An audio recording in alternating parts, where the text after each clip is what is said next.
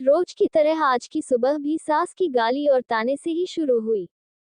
राधा रोज रोज के झगड़े से तंग आ चुकी थी, लेकिन वह और कर भी क्या सकती थी।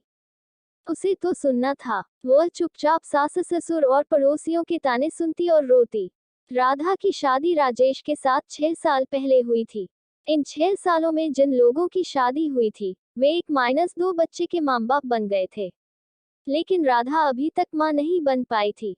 इसके चलते उसे बांझ जैसी उपाधि मिल गई थी। राह चलती औरतें भी राधा को तरह तरह के ताने देती और बांझ कहकर चिढ़ाती। राधा को ये सब बहुत खराब लगता, लेकिन वह किस किस का मुंह बंद करती। आखिर वे लोग भी तो ठीक ही कहते हैं। राधा सोचती, मैं क्या करूं? अपना इलाज तो करा रही हूं। डॉक्टर ने लगातार इलाज कराने को कहा है, जो मैं कर रही हूं। लेकिन जो मेरे वश में नहीं है, उसे मैं कैसे कर सकती हूँ। एक दिन पड़ोस का एक बच्चा खेलते खेलते राधा के घर आ गया। बच्चे को देख राधा ने उसे अपनी गोद में बिठा लिया और उसे प्यार से चूमने लगी। जब सास ने राधा को दूसरे के बच्चे को चूमते हुए देखा, तो वह बिफर पड़ी।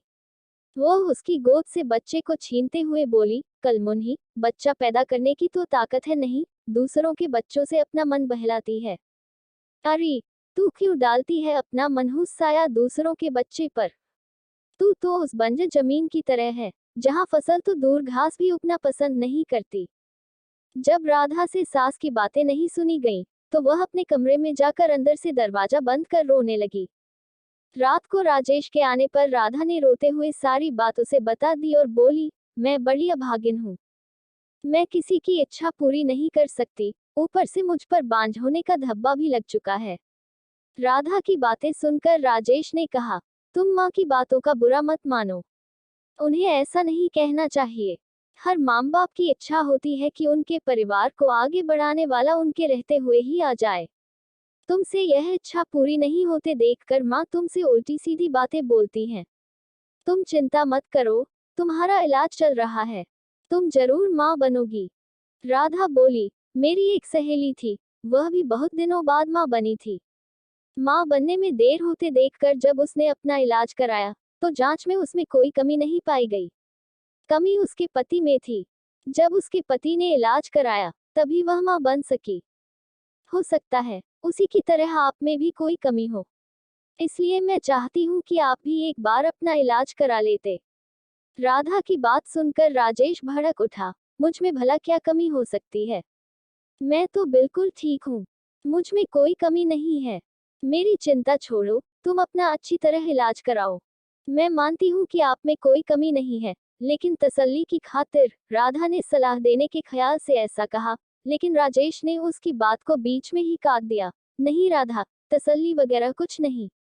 मैंने कहा न कि मुझ में कोई कमी नहीं है, राजेश ने उसे डांट दिया। पति के भड़के मिजाज को देख राधा ने चुप रहना ही उचित समझा। शहर के बड़े से बड़े डॉक्टर से उसका इलाज हुआ, फिर भी उसकी कोख सूनी ही रही। डॉक्टर ने जांच के दौरान उसमें कोई कमी नहीं पाई। देखो राधा, रिपोर्ट देखने के बाद तुम में कोई कमी नजर नहीं आती। शायद तुम्हारे पति में कोई कमी होगी। तुम एक बार उसे भी इलाज कराने की सलाह दो, डॉक्टर ने उसे समझाया। अब राधा को पूरा भरोसा हो गया था कि उसमें कोई कमी नहीं है। माँ बनने के लिए कमी उसके पति में ही है, लेकिन उसे कौन समझाए। उसे राजेश के गुस्से से भी डर लगता था। एक दिन किसी ने राधा की सास को बताया कि पास ही गांव के मंदिर में एक बाबा रहते हैं, जिसकी दुआ से हर किसी का दुख दूर हो जाता है। सास ने यह बात अपने बेटे राजेश को बता दी और राधा को बाबा के पास भेजने को कहा। रात को राजेश ने राधा से कहा, कल तुम मंदिर चली जाना। ठीक है, मैं चली जाऊंगी, लेकिन मैं डॉक्टर के पास गई थी। डॉक्टर ने मुझ में कोई कमी नहीं बताई, इसलिए मैं चाहती हूँ कि आप भी एक बार अपना। डरते डरते राधा कह रही थी, लेकिन राजेश ने उसकी बात को अनसुना कर दिया। राधा, मैं कहीं नहीं जाऊंगा। तुम कल मंदिर में बाबा के पास चली जाना, ऐसा कहकर राजेश सो गया।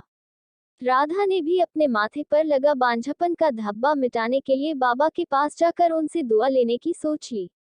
दूसरे दिन सवेरे नहा धोकर वह बाबा के पास चली गई।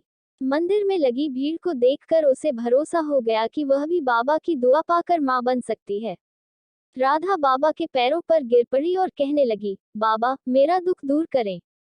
मैं 6 साल से बच्चे का मुंह देखने के लिए तड़प रही हूँ। उठो बेटी, निराश मत हो। तुम्हें औलाद का सुख जरूर मिलेगा, लेकिन इसके लिए तुम्हें माहवारी होने के बाद यहाँ 4 दिनों तक रहकर लगातार पूजा करनी होगी। ठीक है बाबा, मैं जरूर आऊंगी। राधा खुशी से घर गई। घर आकर उसने सारी बातें अपने पति को बताईं। मैं कहता था न कि जो काम दवा नहीं कर सकती, कभी भी दुआ से हो जाती है। बाबा की दुआ पाकर अब तुम जरूर माँ बनोगी, ऐसा मुझे भरोसा है। तुम ठीक समय पर बाबा के पास चली जाना, राजेश ने खुश होते हुए कहा। राधा अब बेसब्री से माहवारी होने का इंतजार करने लगी। कुछ दिन बाद उसे माहवारी हो गई। माहवारी पूरी होने के बाद राधा फिर बाबा के पास गई। उसे देखते ही बाबा ने कहा, बेटी, जैसा कि मैंने तुम्हें पहले भी कहा था कि यहीं रहकर 4 दिनों तक लगातार पूजा करनी पड़ेगी, तभी तुम माँ बन सकोगी। जी बाबा, मैं रहने के लिए तैयार हूँ, राधा ने कहा। ठीक है, अभी तुम अंदर चली जाओ। रात से तुम्हारे लिए पूजा करनी शुरू करूंगा। अपनी चाल को कामयाब होते देख बाबा मन ही मन खुश होते हुए बोला। रात को बाबा ने राधा से कहा, बेटी, इस पूजा के दौरान कोई भी देवता खुश होकर तुम्हें औलाद दे सकता है। इसके लिए तुम्हें सब कुछ चुपचाप सहन करना पड़ेगा, नहीं तो तुम कभी माँ नहीं बन पाओगी। जी बाबा, मैं सब कुछ करने को तैयार हूँ। बस मुझे औलाद हो जानी चाहिए। राधा के इतना कहने के बाद बाबा उसे एक कोठरी में ले गए, जहाँ हवन कुंड बना हुआ था। उसमें आग जल रही थी। बाबा ने उसे वहीं पर बिठा दिया और वह भी बैठकर जाप करने लगा। कुछ देर तक जाप करने के बाद बाबा ने कहा, राधा, देवता मुझ में समा चुके हैं। वो तुम्हें औलाद का सुख देना चाहते हैं, इसलिए तुम चुपचाप अपने बदन के सारे कपड़े उतार दो और औलाद पाने के लिए मेरे पास आ जाओ। वो तुम्हें दुआ देना चाहते हैं। राधा ने ये सोचकर कि बाबा में देवता समा चुके हैं और देवता जो भी करते हैं, गलत नहीं करते, इसलिए उसने अपने बदन के सारे कपड़े उतार दिए। बाबा उसके अंगों से खेलने लगा और उसे दुआ देने के नाम पर उसकी इज्जत पर डाका डाल दिया। 4 दिनों तक लगातार बाबा ने इस पूजा के बहाने राधा से जिस्मानी संबंध बनाए। 5वें दिन बाबा ने कहा, राधा बेटी, हमारी दुआ कबूल हो गई। पूजा भी पूरी हो गई। अब तुम जरूर माँ बनोगी। तुम घर जा सकती हो। बाबा की दुआ लेकर वो खुशी खुशी घर लौट आई। 9 महीने बाद राधा माँ बन गई। उसे बाबा की दुआ लग गई थी। उसके माथे से बांझपन का धब्बा मिट चुका था। घर के सारे लोग बहुत खुश थे। राजेश को अब पूरा यकीन हो गया था कि उसमें भी बाप बनने की ताकत है, लेकिन सच्चाई से सभी अनजान थे।